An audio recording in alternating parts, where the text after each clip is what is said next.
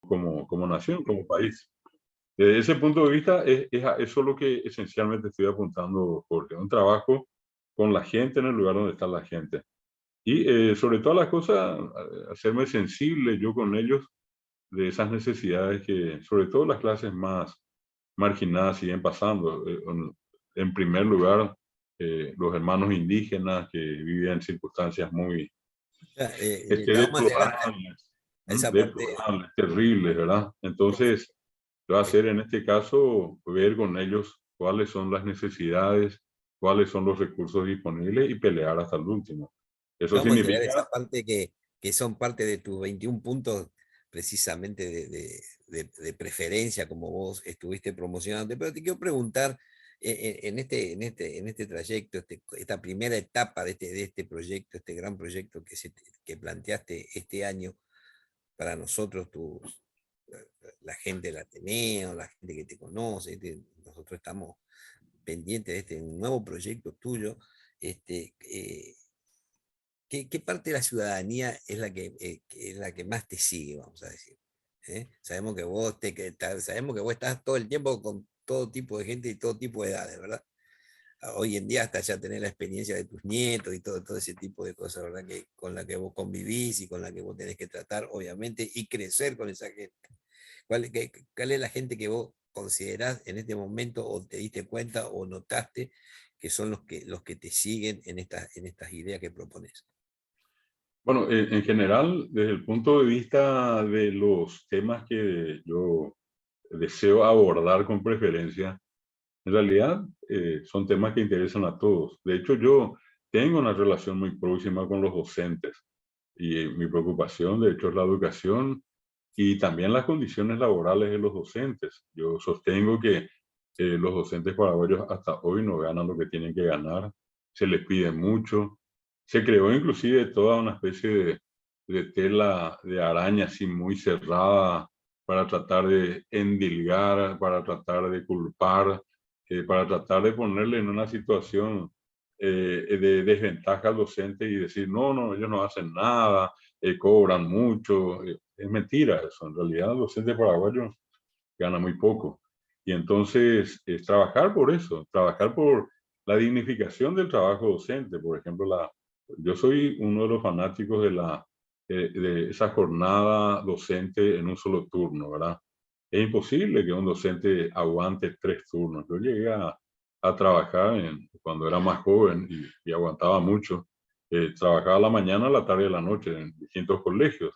Acá, de hecho, somos catedráticos la mayoría. Nadie está en una sola institución. ¿Y eso por qué? Por la paga. Si es que uno se va a quedar en un solo colegio, uno va a morir de pobre. Y entonces, ¿qué es lo que hacen los docentes acá? Y están trabajando en 2 o 3 colegios en un mismo turno a la mañana, otra vez 2 o 3 colegios a la tarde. Y de esa manera se puede en alguna forma subsistir. Entonces, una preocupación que tengo con respecto a la tarea docente es esa. En el campo de la universidad también, a mí me consta de lastimosamente las condiciones tan deplorables también en las que trabajan muchos de mis colegas. Son profesores transitorios, algunos llevan 20, 25 años como profesores. Acá se les llama encargados de cátedra por un año.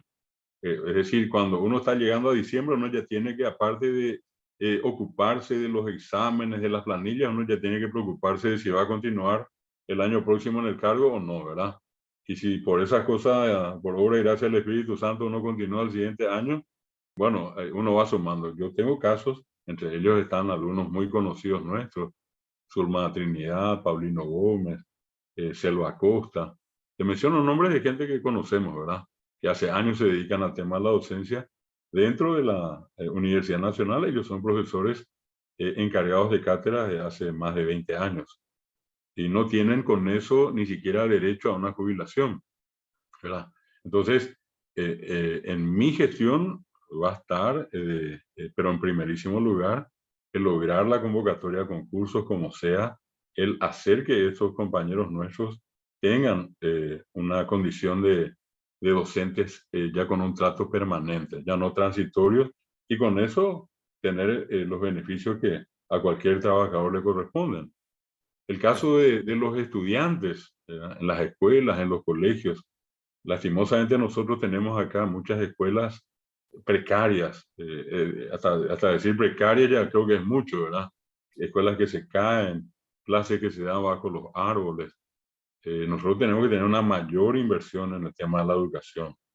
Apenas casi llegamos a un 3% y tendríamos que estar por el 7% o más inclusive. Cuando hablamos de la educación como la base para el desarrollo, para el progreso de un país, de una nación. Si solamente seguimos apostando a un 3%, no vamos a ir a ningún lado. Entonces, esas son cuestiones que me asocian, me acercan a la clase docente y a la clase estudiantil. De hecho, muchos de los que hoy me escriben, me están diciendo, profesor, tenés mi voto, o de mi familia, de los amigos con los que yo tengo contacto, son colegas profesores, son estudiantes universitarios. Así también, otro grupo con el que tengo mucha afinidad es el de digamos, de alguna manera, la clase intelectual productora de la literatura en Paraguay, escritores, con los artistas. Increíblemente, Jorge, nosotros tenemos acá casos de artistas muy conocidos, pero tan importantes por su trabajo en materia artística a nivel internacional, que han caído en alguna desgracia y tenemos el caso hace poco de un gran artista paraguayo que llegó a una circunstancia muy difícil de tener que ser operado y no había forma. Se tuvo que hacer uno o dos festivales, tres, cuatro tallarinadas, y eso no puede ser nunca, ¿verdad? Yo hablo por eso de un fondo especial para casos así concretos, específicos, probados, de que la persona no tiene forma de solventar, de que exista un fondo que le ayude a esa persona a sobrellevar esas circunstancias. Y lo otro, que vos conocés también porque formás parte de ese grupo acá en Paraguay, es la Casa del Escritor. Nosotros tenemos escritores que también en las mismas circunstancias hoy están huérfanos, sin familiares, sin casas, viviendo como pueden, tirados, ¿verdad? Entonces, uno de para mí el primer proyecto es presentar, en este caso, un proyecto de ley para que uno de los tantos edificios o casas que el Estado, el gobierno tiene, el Estado en este caso, y que están en desuso, se ha destinado inmediatamente como una casa para los escritores. Son, digamos, vinculados a estos temas que te estoy comentando, Jorge, también las personas que están más próximas a esta candidatura que estoy llevando adelante, docentes, estudiantes, detrás de los estudiantes, obviamente, padres de familia, y el caso de los artistas y los escritores. Es Sí, allí donde más apunto. en esta primera etapa, como te vengo diciendo, eh, cuando te cruzó la gente, el ciudadano común, el ciudadano de a pie, te ha cruzado en cualquier esquina, en algún momento de esta campaña, ¿qué, qué te ha solicitado para tu gestión? ¿Qué es lo que más No. solicitó esa gente de a pie? Y mira, dos cosas que son comunes seguramente en todo el mundo, ¿verdad? Sobre todo en los países menos desarrollados, ¿verdad? Trabajo, trabajo, trabajo. Y también el tema de la seguridad acá. Pues lastimosamente Paraguay de a poco y ahora muy rápidamente, hasta diría precipitadamente, está cayendo en un marco de mucha violencia, asaltos, asesinatos, sicarios, cosa que 20, 30, 40 o 50 años atrás jamás, jamás la gente habrá imaginado que iba a llegar un tiempo como este. Entonces es allí donde te decía, por eso hace rato, que lo más seguro es que yo tenga que llegar a alguna de estas comunidades, conversar con la gente, ver qué alternativas proponen, porque son caso por caso, ¿verdad? Obviamente tiene que haber una medida general, pero también tienen que haber estudios de casos en particular. Lo del trabajo también es importante, fomentar en este caso las carreras de mando medio con acceso gratuito para los jóvenes, para los adultos, puedan formarse. Hoy acá nos cuesta encontrar un plomero, hay veces un electricista, un carpintero, un mecánico, que son profesiones donde también se gana bien pero donde la gente no tiene formación. Entonces, darle la mejor formación posible, ayudarle a la gente a ese primer empleo también. Hay formas, claro que hay muchas formas de Estamos hacerlo. hablando de la instalación de la escuela técnica, ¿verdad?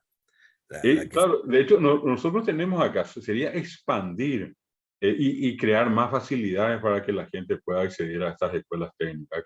Acá se llama Servicio Nacional de Promoción Profesional, es una de esas instituciones que tienen numerosísimos cursos, pero que muchas veces por la distancia, por los horarios, resultan difíciles de ser estudiados por una mayoría de la población. Y entonces, yo apunto a eso cuando la gente me dice trabajo, lo que no estoy proponiendo es votame a mí y yo te consigo un trabajo en el ministerio tal, con la municipalidad tal o en tal lugar, dependiente del Estado, para que ganes dinero siendo funcionario del Estado. Pasa que tenemos mucha gente ya trabajando allí y todo lo que se puede recaudar finalmente va para cubrir los sueldos de los empleados públicos. En ese caso también hay que racionalizar, no en el sentido de mandarle a la gente a la calle, sino que darle también una mejor formación a todos los funcionarios, crear una conciencia del servicio público, que en muchos casos no se da, ¿verdad? así es. Eh, En esa un momento, motivación hace falta.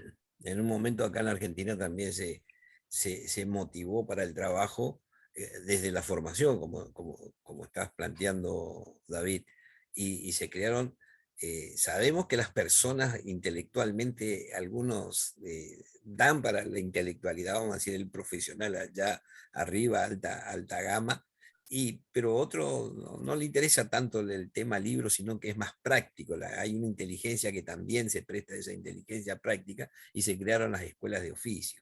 Y esas escuelas de oficio, que son de una rama de la escuela técnica, también dieron formación importante a la gente para que pueda salir a buscar trabajo. No se puede salir a buscar trabajo si no es información. Eso Sí, es mira, te, te, importante lo que te, estás diciendo. te digo algo más al respecto también de esa experiencia de ir y venir al Paraguay allí con en tu caso, con Susana, con otros amigos. Por ejemplo, una cantidad de ciudades, de pueblos, de distritos en Paraguay donde se produce artesanía, que artesanía de buen porte, ¿verdad? Entonces también tengo que apuntar a la producción artesanal. Y en ese sentido, recién nada más, antes de entrar acá contigo, estaba desarrollando una clase con un grupo de estudiantes de la Facultad de Filosofía y estábamos recordando el caso de Eusebio Ayala, de Barrero, donde se produce la chipa o cipá en cantidad impresionante cada día la producción. Están aquellos que ya trabajan organizadamente en empresas, en industrias, con hornos industriales, y en cambio están aquellos que diariamente siguen produciendo con un horno común y corriente, y que es fácil llegar al mediodía, allá al costado de la ruta que va a Ciudad del Este, y uno allí poder ver a un montón de gente saliendo con una especie de guardapolo, con el canasto, de allí, porque están en unas partes bajas, salen de allí, toman un ómnibus y salen a vender el cipá o los cipá que en este caso hicieron, y vienen y es la fuente de sustento. Entonces, fomentar ese tipo de actividades es importante. Allí también están sobre todo mujeres que preparan dulces, dulce de guayaba, dulce de leche, dulce de maní, en fin. Todo eso, lo que tendríamos que hacer desde esta función que nos va a tocar ocupar en el Senado es justamente gestionar la formación, la capacitación de la gente que produce, y por el otro lado ayudarles a ofertar sus productos. No solamente acá, sino, porque no, a nivel internacional, acá con la Argentina, con el Brasil, con Bolivia, con quienes sea, vender esos productos también. Tenemos gente que produce tejidos de ñandutía o poí. Son obras, repito, de arte fantásticas, y que acá lastimosamente se venden a un costo muy bajo, muy reducido. Entonces, como tal, darle más valor a esa producción y ayudar a la gente, por una parte, a vender mejor esos productos, y por el otro lado también a capacitarles. Hubo un caso en Piribebuy donde se hacen los famosos ponchos de 60 listas. Son unos ponchos muy lindos, tienen un trabajo terrible, impresionante, tremendo el trabajo de producción, porque es un trabajo hecho a mano. Tardan, no quiero decir días, porque a veces son meses, o por lo menos un mes, ¿verdad? Yo me asusto cada vez que me pongo frente a una esta señora y le pregunto cuándo va a terminar, y me dice, no sabemos, meses, un mes más o menos. Entonces, esa producción artesanal estuvo prácticamente a punto de desaparecer. Habían 4 últimas señoras que sabían, y gracias a la intervención de una amiga periodista, ella, Marlene Sosa Lugo, se consiguió, primero que nada, rescatar toda la tradición de la producción del poncho de 60 listas, y posteriormente también, gracias a la gestión de ella y otra gente, la municipalidad convocó a un curso para enseñarle a los jóvenes, y se acercaron muchos jóvenes a estudiar cómo hacer estos ponchos de 60 listas. En fin, ese tipo de actividades también me interesan, porque con esto te estás dando cuenta que mi campo de Básicamente, acción es un campo de acción popular, ¿verdad? Y básicamente más, esto que estamos desarrollando es precisamente uno de tus puntos, que es capacitación laboral y el primer empleo, ¿no es cierto? Está dentro de tu programa de temas preferenciales. Y bueno, sabemos que cómo funciona este sistema de la parte operativa, del aprendizaje. Nosotros cuando estamos estudiando recibimos información. ¿De qué forma convertimos esa información en conocimiento y llevándolo a la práctica precisamente? Es lo que estamos conversando, lo que vos estás proponiendo, ¿verdad? Ese primer empleo, esa capacitación, esa formación, esa información que tiene que entrar en la persona para después desarrollarse a partir de un empleo, ¿verdad? Y bueno, eso era uno de los puntos que ya hemos desarrollado bastante amplio. Y te hago otra pregunta, que tengo anotado acá, estuve pensando, digo que puedo conversar con David que sea, y te pregunto, ¿qué es con esta trayectoria que tenés solamente en el Ateneo, 35 años más, quizá un año más, no importa, ahí 35 años, esa trayectoria que a vos te formó también, te formó, te llevó a manejarte con gente, con distintas personalidades, con distintos niveles de intelectualidad, te abrió puertas, te cerró puertas también, sabemos cómo es el esto en la vida, ¿verdad? Toda esa experiencia que venís trayendo y de forma paralela también en otras situaciones, universidades y otros caminos que tomaste en la vida. En este momento, ¿qué es lo que te dijo, te hizo así con el dedo como decir, ya es hora de que vos te metas en esta política, si se quiere, entre comillas, profesional? ¿Qué es lo qué viste del país? ¿Que lo ves cada vez que va en picada? ¿Crees que ya estás formado como para poder afrontar este cargo? ¿Qué es lo que te prendió la lamparita para poder hacer esto? eh, en realidad, yo creo que, salvo aquellos que ya están en el cargo, seguramente tienen la experiencia de lo que significa en este caso ser parlamentario, ¿verdad? Pero de todas maneras me tocó a lo largo de mi vida desempeñarme en muchas funciones, muchos cargos. Yo tuve la satisfacción de ser el vicerrector de la Universidad Nacional de Asunción. El nombre es director general académico. Y allí me tocó trabajar eh, a, remangándome la camisa siempre, ¿verdad? Para todo aquello que tenía que ver con la actividad académica en la UNA, y con mucha gente, asociaciones de profesores, centros de estudiantes, tiras y aflojes, discusiones, y tuve siempre la capacidad de ser en este caso una persona que siempre buscó un punto de equilibrio entre las partes. Nunca me sentí muy fanático de esto o de aquello. Siempre busqué la razón, y en base a la razón proceder. Entonces, yo creo que tengo la capacidad. Me tocó lo mismo en el Ateneo sin tener un solo guaraní cuando empezamos. Bueno, hoy tenemos una institución bastante grande, que no le debe plata a nadie, que se autogestiona, que ya inclusive se manda la parte en el sentido de ya ni siquiera intentar pedir ayuda a nadie, porque tenemos, en este caso, un soporte financiero que nos permite vivir bastante bien como institución. Y eso es parte de esa prueba a la que la vida misma me sometió y me permitió en este caso construir. Bueno, yo tengo, repito, esa capacidad. Creo firmemente que para este cargo, para cualquier otro, tengo la capacidad. La cuestión es, acá también, vamos a ser sinceros, ¿verdad?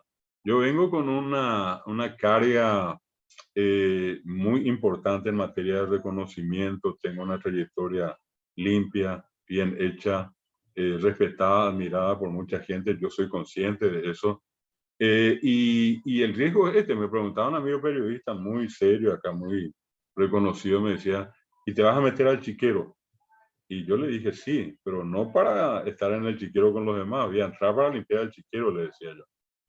Alguien tiene que meterse al chiquero, definitivamente, porque a lo largo de toda esta experiencia de vida, nos tocó muchas veces pelear, pero pelear desde afuera.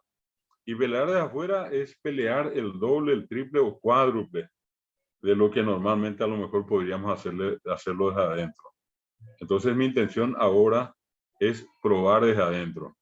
Y desde adentro gestionar las cosas que en este caso se pueden hacer. Obviamente, si hay algo que no se puede hacer, voy a decir no se puede hacer porque no hay los medios y no se puede por ahora.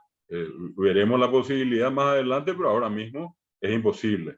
Hay una Entonces, frase. a eso voy, ¿verdad? A eso voy cuando te digo que hay una intención de parte mía de entrar y trabajar y no quemarme.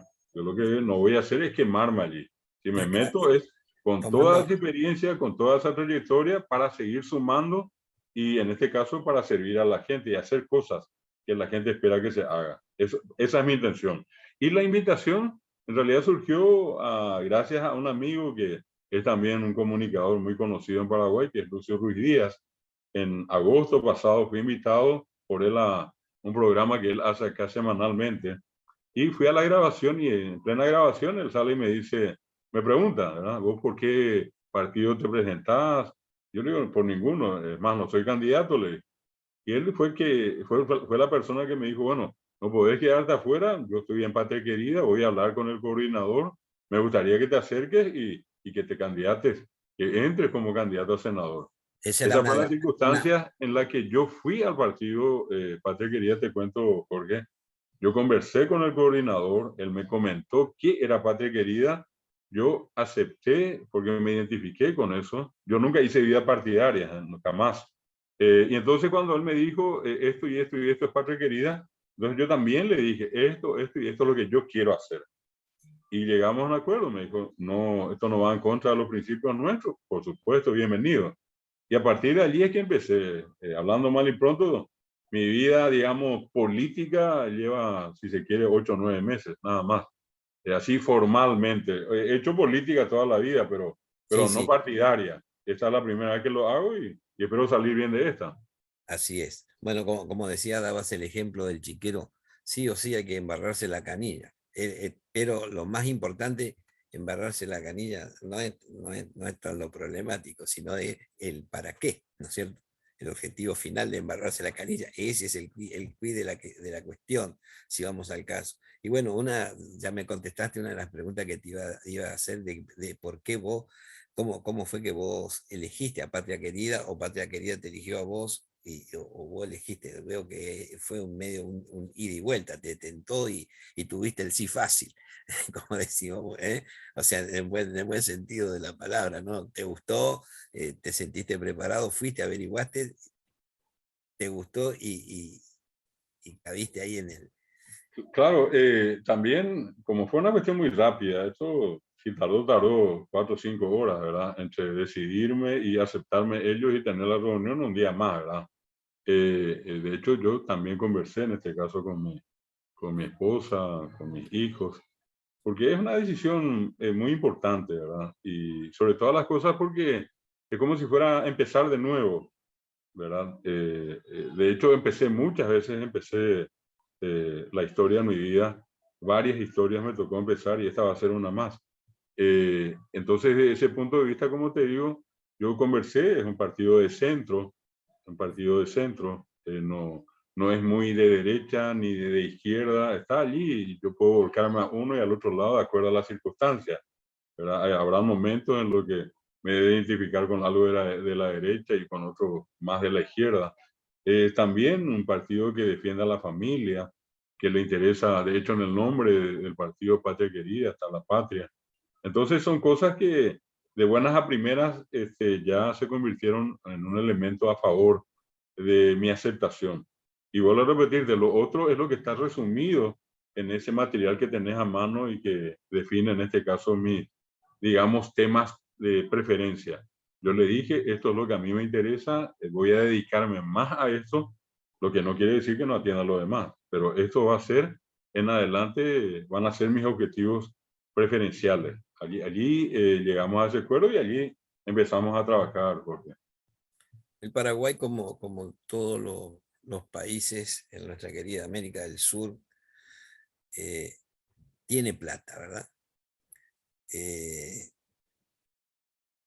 Como en Argentina, lamentablemente muchas veces malgastamos la plata, como lo hacemos muchas veces a lo mejor en nuestros hogares, ¿no es cierto? Que por ahí compramos el celular de alta gama sabiendo que a lo mejor tenemos que arreglar la heladera o el lavarropa.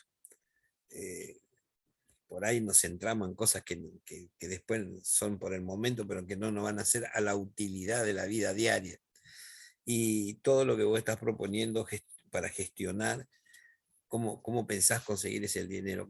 ¿Considerás que la plata está y que está siendo mal gastada y que vos tenés ganas de regular eso, de demostrar de que realmente se puede hacer una política bien para el pueblo?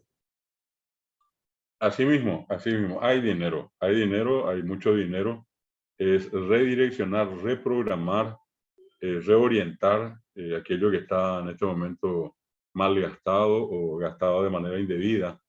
Y en este caso, definir prioridades. Y dentro de esas prioridades, como dije recién, para mí fundamentalmente está la educación. Hay mucho dinero invertido en otras cosas, o inclusive hay gente o instituciones en este caso, acá se llama FONACIDE, una de ellas, que administra dinero de Itaipú, por ejemplo, que debe ser destinado en una parte al tema educativo. Y es administrado muchas veces, es administrado por los gobiernos municipales. Y allí es donde normalmente se dan las cosas misteriosas, ¿verdad?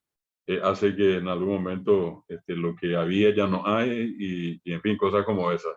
Pero bueno, eso se puede detectar y se puede en este caso redireccionar. Y también no perdamos de vista que seguimos vendiendo productos al extranjero, que también tenemos dos elementos muy importantes acá, las represas, la producción de energía eléctrica, es algo que hasta hoy no explotamos, ¿verdad? Es increíble que todavía, teniendo toda la energía eléctrica que tenemos, no tengamos, por ejemplo, ómnibus que funcionen en la electricidad o vehículos, ¿verdad? Todo el parque automotor. Y obviamente acá chocamos con intereses particulares, ¿verdad? Grandes empresas que todavía tienen el stock lleno de vehículos que tienen que funcionar con algún tipo de combustible hecho en base a petróleo. Entonces, mientras no se vendan todos, no podemos hablar de energía eléctrica. Nosotros sí vamos a forzar, vamos a hablar de eso, vamos a insistir en eso. Y igual a repetirte, hay otros, muchos recursos, el agua misma. Tenemos nada más y nada menos que la fuente de agua del mundo acá abajo con nuestros pies, compartido con la Argentina, los acuíferos que tenemos. Es decir, recursos hay y se pueden seguir generando. Nuestra deuda externa no es muy grande. Tenemos relativamente hablando, las condiciones para lograr lo que yo propongo también es la vida digna. Una vida digna que te permita comer todos los días, que te permita vestirte, que te permita estudiar, que no vivas como un paria tirado, ¿verdad? Y si es que ves eso, buscarle una solución. Yo voy a buscar una solución para ese que todavía no tiene la vida digna, ¿verdad? Así que está tirado en la calle, que está pasando necesidades. De alguna manera tenemos que que encontrarle la solución, porque si no, ¿qué función tiene una autoridad con ese nombre de autoridad, ¿verdad? Para eso está puesto en el cargo y tiene esa autoridad que gestionar todo lo que sea necesario para que la gente tenga esa vida digna. Me interesa la justicia social por eso. O sea, tiene que haber una justicia para todos, en todos los ámbitos. Eh, Este domingo 30, todos en algún momento, más que nunca, vamos a tener un trato igualitario. El voto de todos es el mismo. Ese voto va a tener el peso igualito de ese que tiene más plata a aquel que tiene menos, de ese que tiene casa a aquel que no tiene. Está la posibilidad, como siempre, ¿verdad? Unos cuantos ayudados que van a ofrecer dinero y a la gente le decimos, si quieren vender por 500.000 guaraníes un voto, ¿cuánto le va a durar 500.000? Una semana. Y luego va a tener que soportar 5 años de miseria. Entonces, creo que en este momento están dadas las condiciones para que se haga una elección mucho más razonable. Aparte de eso, también el sistema de elecciones incorpora este tema de las urnas electrónicas.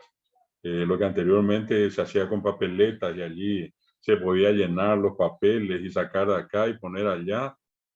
No digo que en este momento todo sea muy seguro, pero tenemos la ventaja de que se van a hacer estas elecciones en el marco del uso de estas urnas electrónicas, ¿verdad?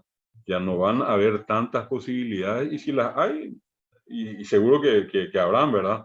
Pero no van a ser tantas como en las ocasiones anteriores. Por eso yo confío en la justicia electoral, en el Superior Tribunal de Justicia Electoral, en este proceso que se va a llevar adelante y, y que ojalá en este caso la gente concurra masivamente, ¿verdad? Siempre lo que deseamos, porque si no vamos a la elección, entonces vamos a tener más de lo mismo.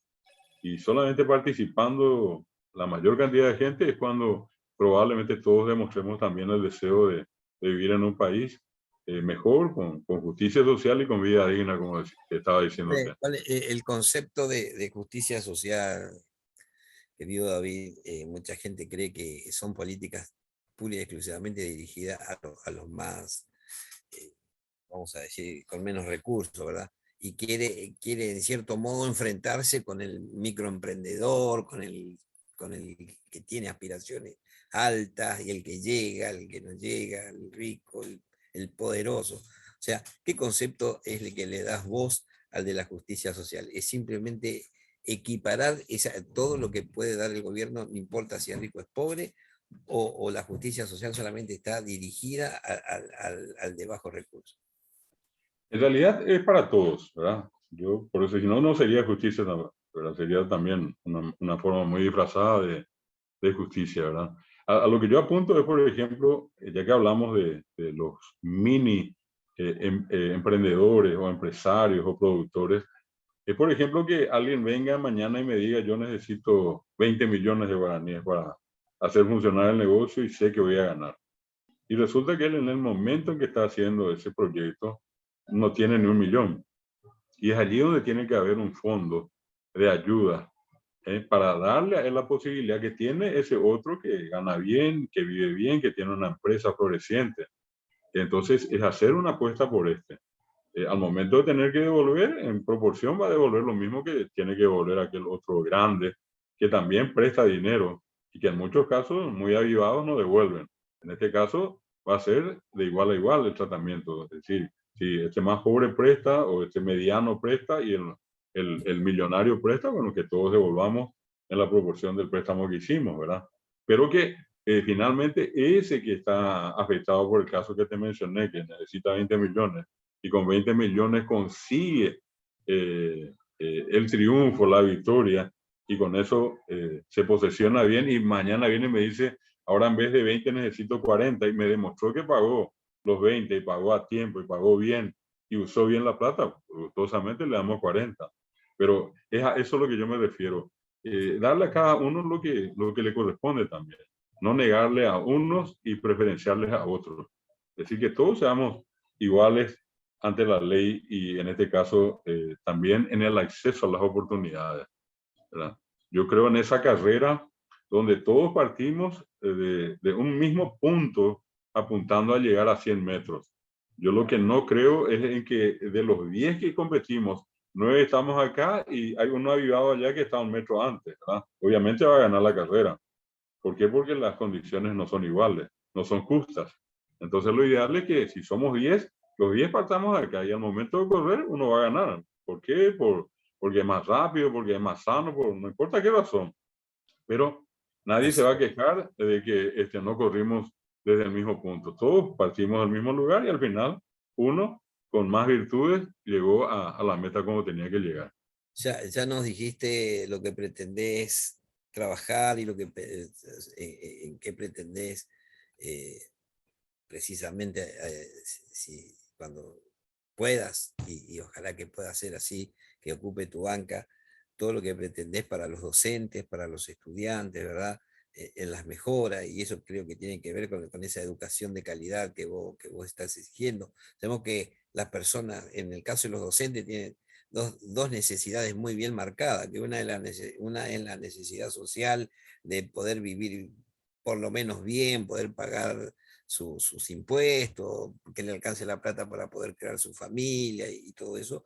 Y la otra necesidad imperante es la formación que necesita el docente, ¿no es cierto? Son dos necesidades muy marcadas que el docente eh, necesita. Y ya lo dijiste que ibas a trabajar sobre eso.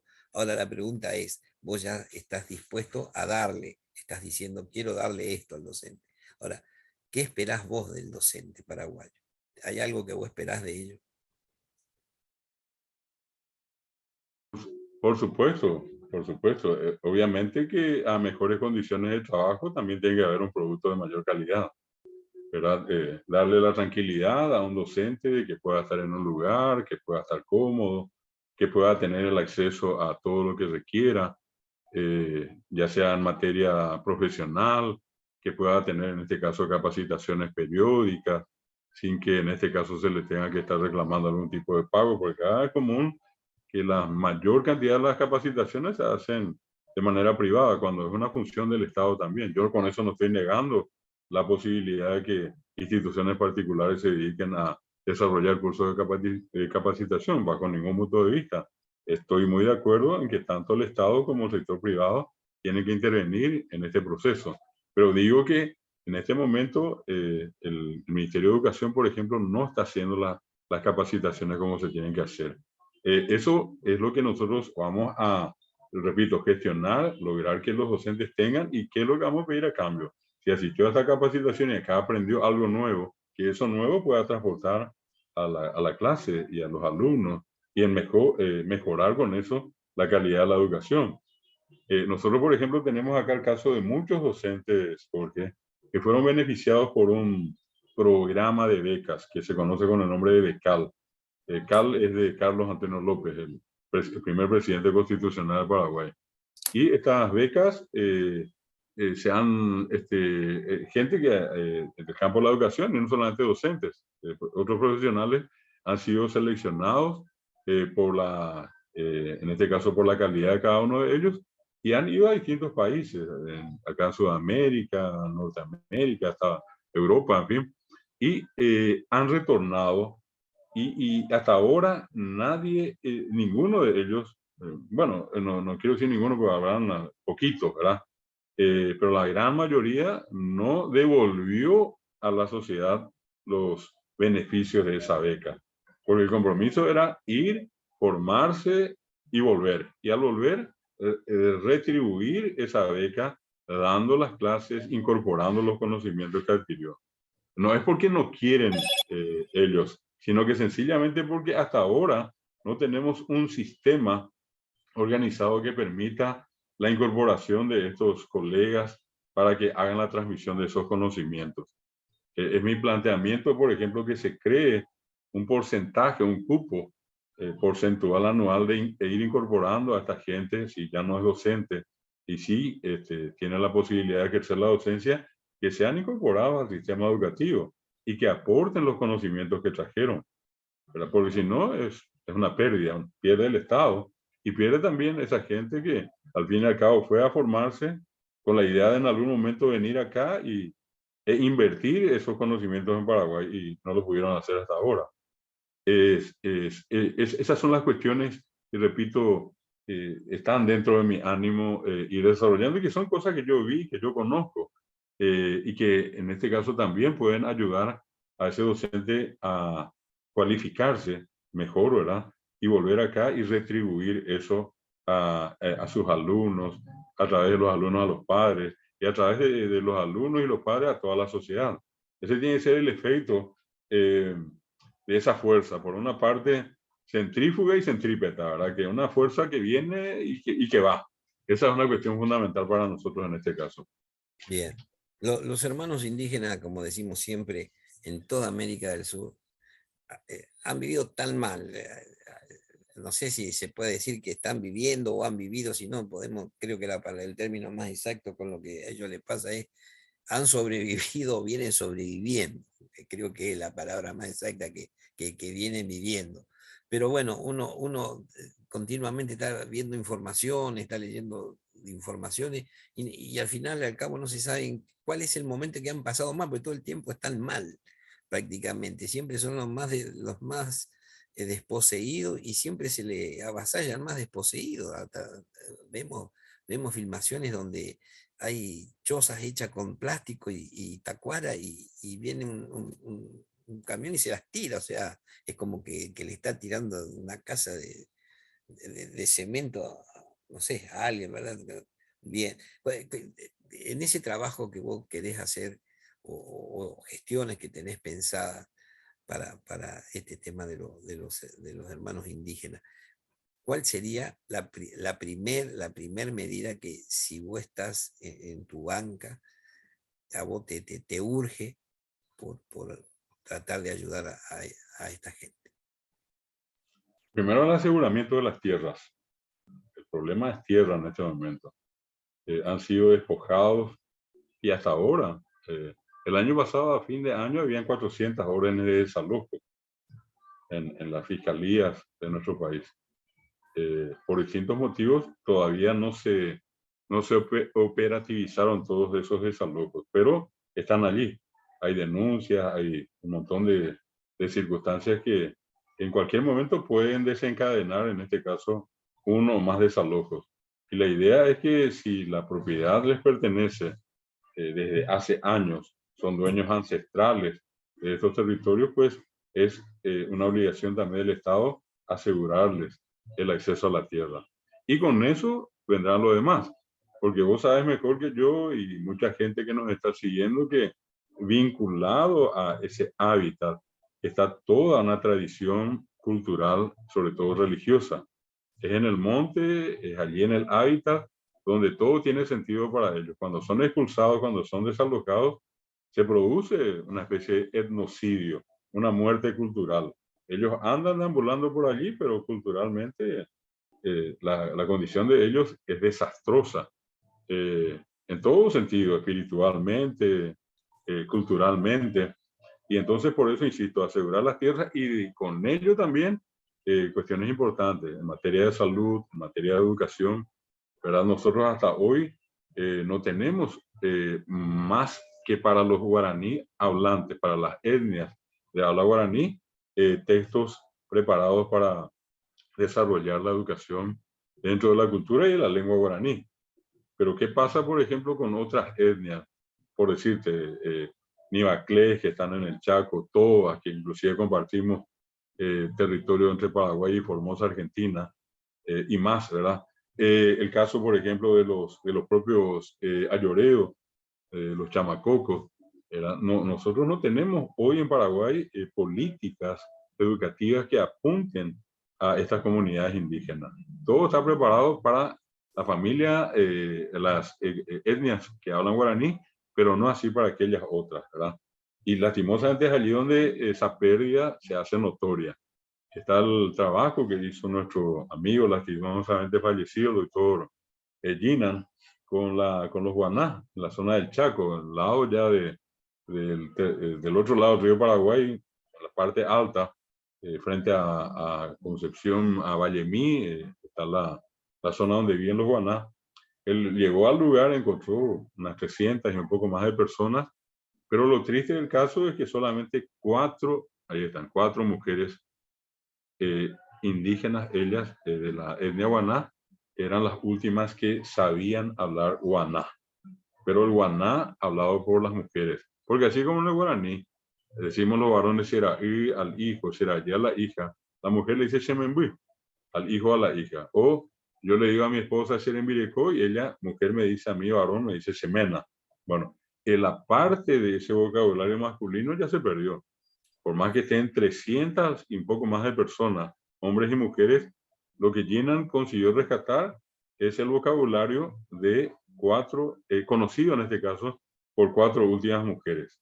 Ya del vocabulario de uso masculino no quedó nada.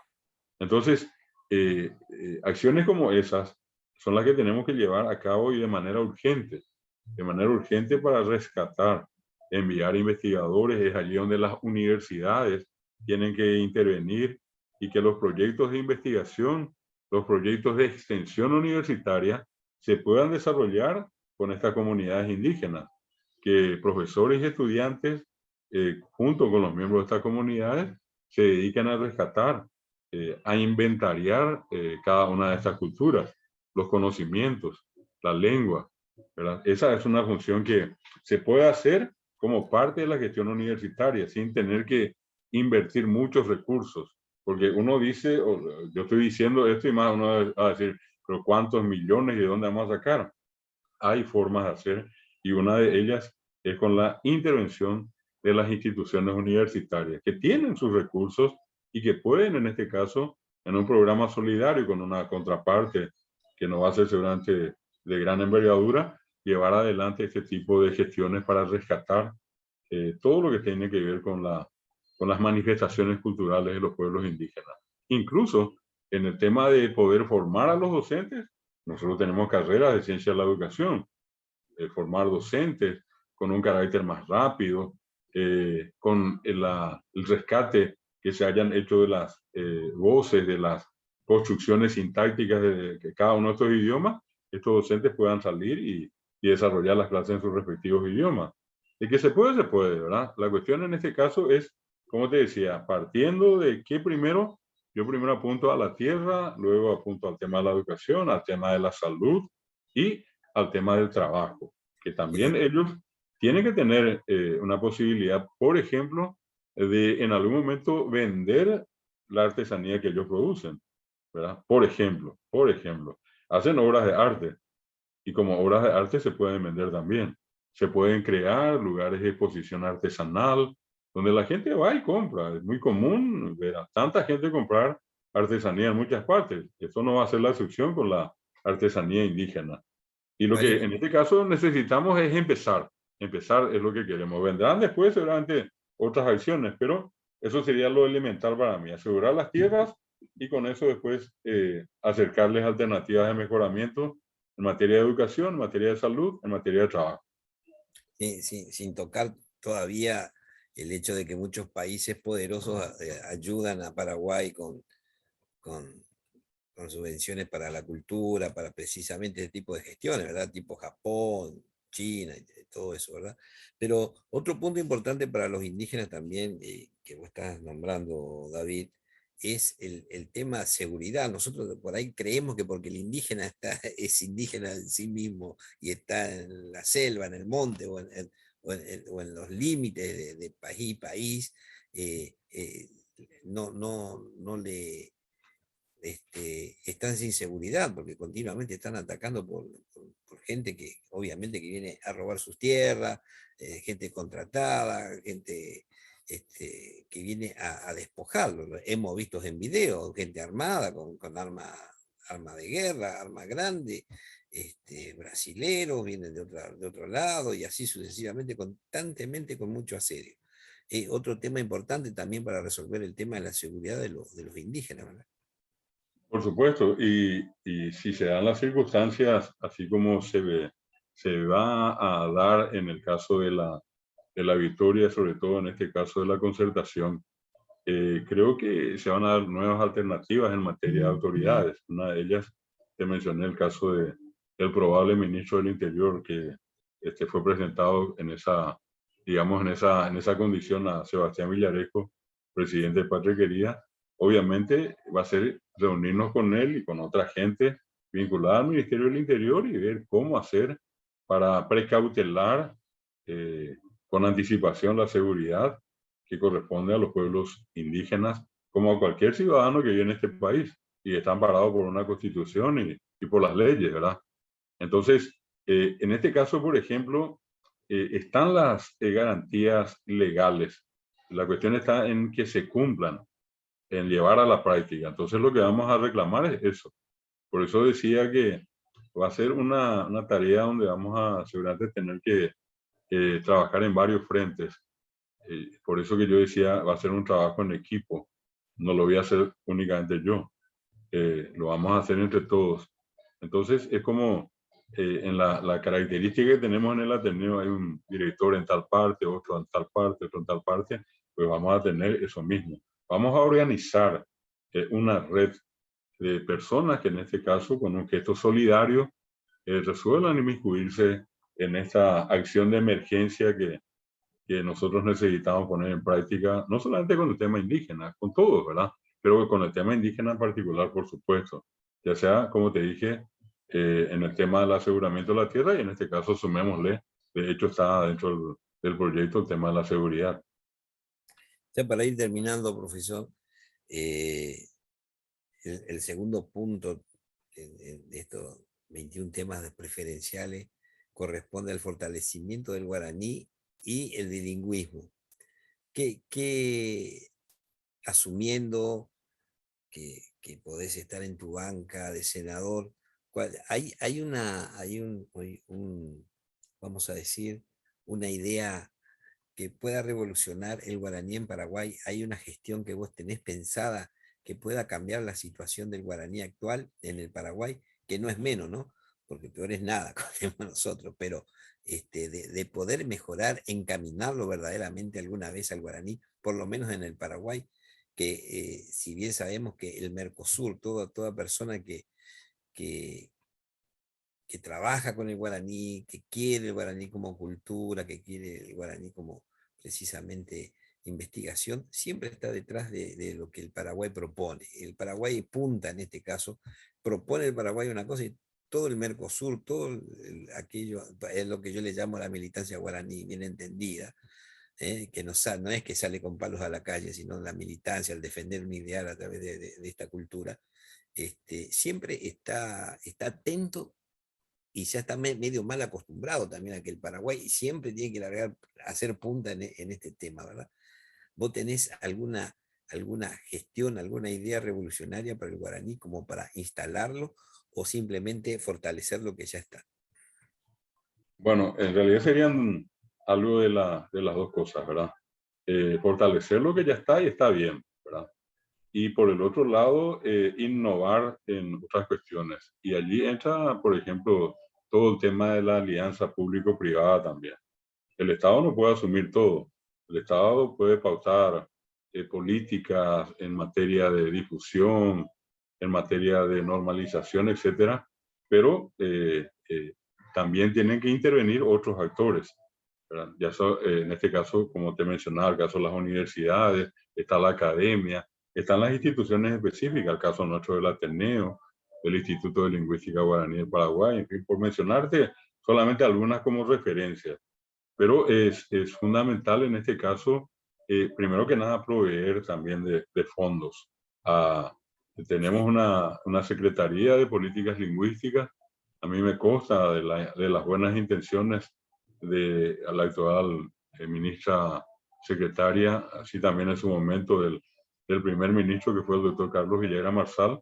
Pero, ¿cómo vino la mano? ¿Verdad? Se crea la Secretaría y bueno, la cuestión es ya está la secretaría, ya está, bueno, ya está. Y el tema era que está la secretaría, pero no hay plata, ¿verdad? Entonces hay apenas plata para pagar funcionarios que desarrollan las funciones allí, ¿verdad? Ahora faltan más recursos, en este caso, para invertir en todo lo que tiene que ver con la producción tecnológica a favor del guaraní.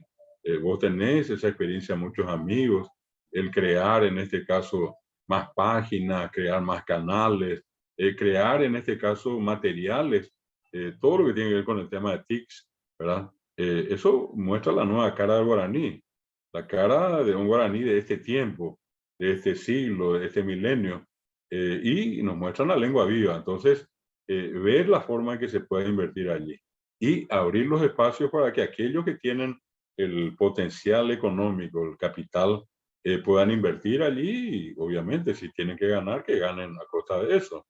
Pero para eso va a ser muy importante abrir los espacios. Cuando el Estado no puede solventar todo, que esa alianza público-privada, porque acaso está legislado, ese sector privado pueda inmiscuirse y pueda, en este caso, con ciertos beneficios que recibe el Estado, con el tema impositivo y con otras cosas, entonces ayudar a acrecentar lo que tiene que ver con el guaraní.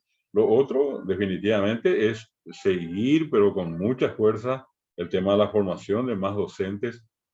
No podemos hablar de un guaraní bien posesionado, de un guaraní fortalecido, si no tenemos gente formada. Es fundamental. Tenemos que tener profesores, tenemos que tener más licenciados, más magísteres, más doctores, PhD, lo que vos quieras, pero tenemos que seguir formando.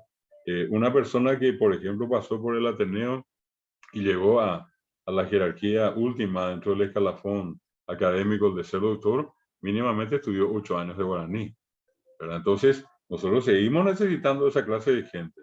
Cuanto más estudia, más conoce, cuanto más conoce, más seguridad, y cuanto más seguridad tiene, obviamente hay más posibilidades para no solamente defender, sino que fortalecer el guaraní. Esa es para mí una cuestión importante. Lo otro, promover, en este caso, fomentar la producción bibliográfica.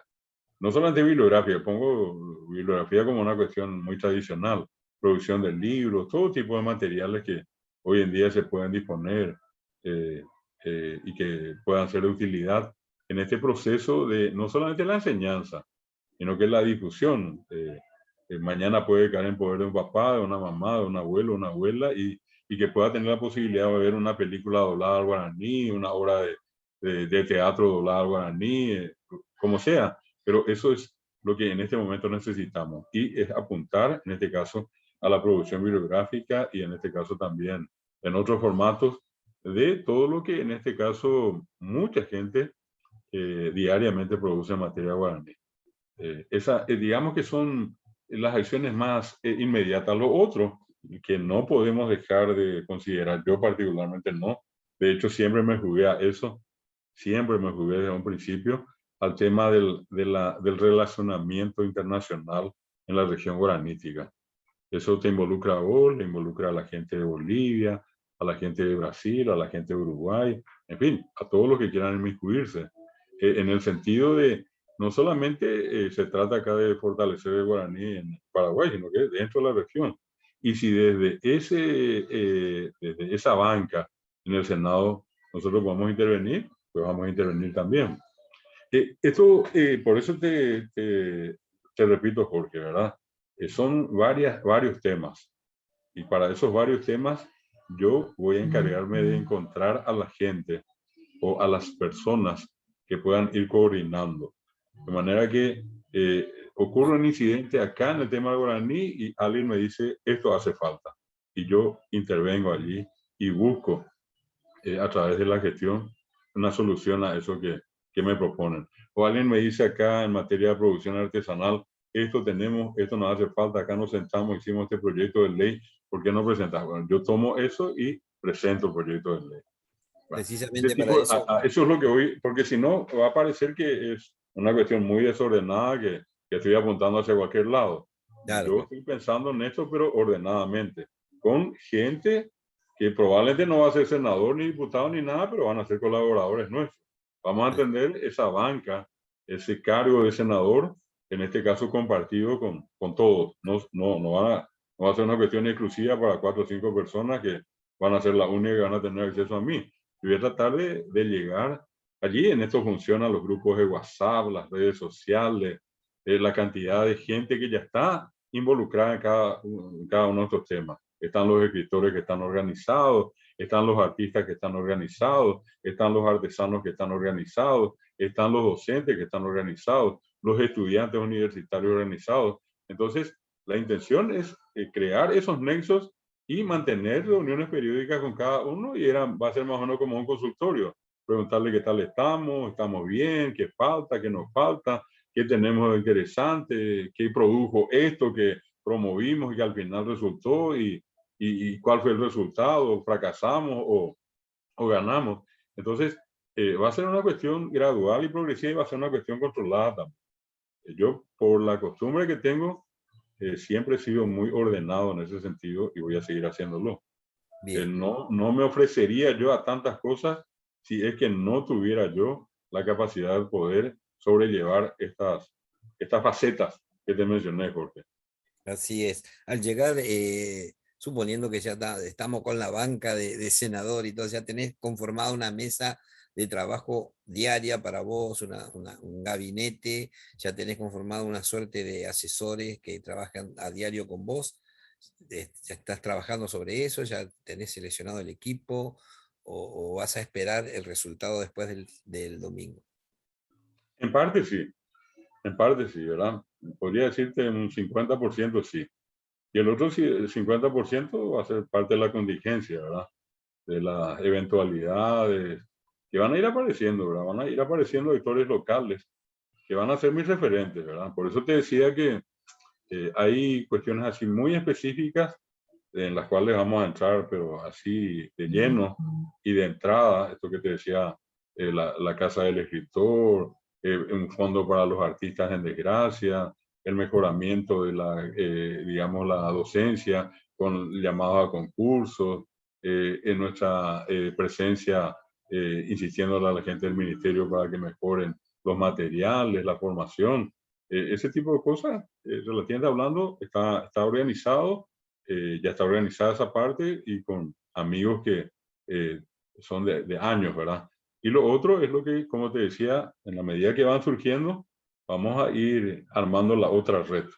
Pero huérfano así no estoy entrando acá. Ya hay un grupo muy interesante de gente que está detrás de todo esto, ¿verdad? Y que en gran medida es un poco a la que también yo me debo y con la que estoy dispuesto a trabajar en esta nueva aventura. Bueno, David, estamos llegando casi, ya hemos pasado la hora y cuarto de esta interesantísima charla, la primera vez que charlamos nosotros, vos y yo, de acerca, un poco más dirigido al tema social y político. Siempre nuestras charlas fueron acerca de concretar cosas con el guaraní, actividades y toda esa realidad, ¿verdad? Así que bueno, yo te agradezco muchísimo. La intención siempre es estar detrás de tu camino, apoyándote, conozco de ya de muchísimos años, por eso estoy haciendo esto, por eso te convoqué para que puedas contarle acá a este lugar, a los paraguayos que están viviendo en Argentina, a nosotros mismos que no somos paraguayos, pero que estamos detrás de tus acciones, que te queremos, que te apreciamos y que obviamente que siempre deseamos lo mejor para vos, por tu lucha, por el valor de meterte en este nuevo emprendimiento. Como dijiste, no, hay que meterse, hay que tener el coraje, uno no sabe qué le espera, uno siempre apunta a lo mejor, siempre tiene un programa, pero bueno, no todo siempre sale bien redondito, ¿verdad?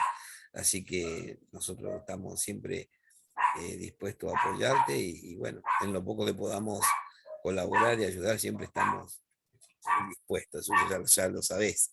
Así que para cerrar y agradeciéndote de lo que nosotros, yo por lo menos represento acá, que estoy Cobé Guaraní, la regional Ituzaingó, que siempre ponemos adelante también el Ateneo, siempre, nunca hacemos cosas sin poner esos sellos delante para poder promocionar.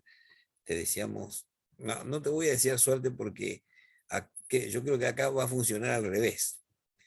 Yo creo que el ciudadano paraguayo que te vote a vos, él va a tener suerte.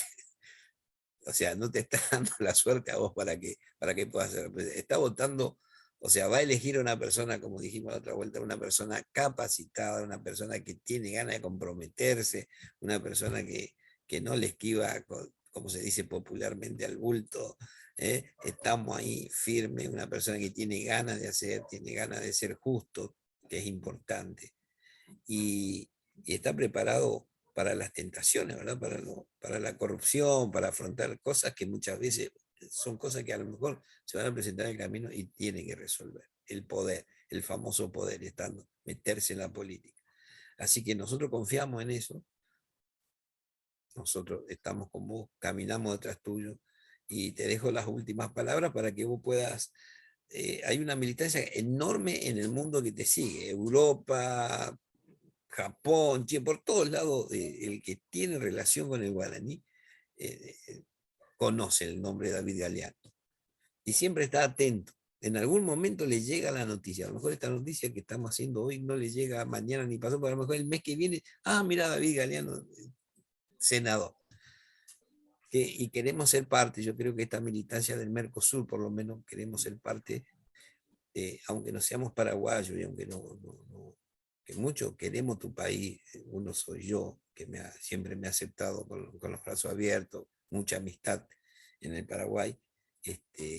Estamos interesados porque le vaya bien al Paraguay, así como a nuestro país. Y puntualmente estamos interesados que te vaya bien a vos, como hombre de bien, como una persona corajuda y que se compromete.